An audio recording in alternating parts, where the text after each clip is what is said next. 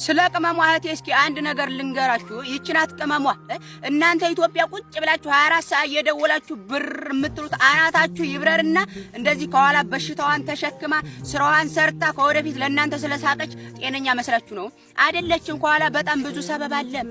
ህመሟን ለማንም ሳታሳይ ብትነግራችሁም ልትረዷት የማትችሉ ምን የሰለጠነ ሀገር ከጉፋን ውጭ ሌላ ምን ሊይዝሽ እያላችሁ ሆዷን የባሰ ስለምታቆስሏት ከኋላ በሽታዋን እንደዚህ ተሸክማ ለእናንተ ወደፊት እንደዚህ በቪዲዮ ስለሳቀች ጤነኛ ትመስላችኋለች።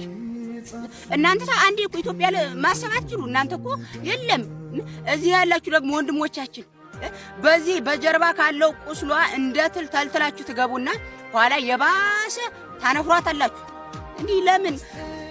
ወይስ ኪበና እንደ እናታችሁ እዩዋት፣ እንደ እህቷችሁ እዩዋት ምናምን ብትሉ ሊገባችሁ አልቻለም።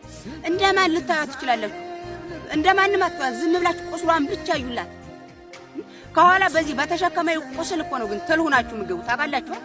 በደካማ ጎኗ እኔ አባትሽ ምትክ፣ እኔ እናትሽ ምትክ፣ እኔ ሁሉ ነገርሽ ብላችሁ ትገቡና ሁሉ ነገሯን ታሳጣቷላችሁ። ኧረ ተው ግን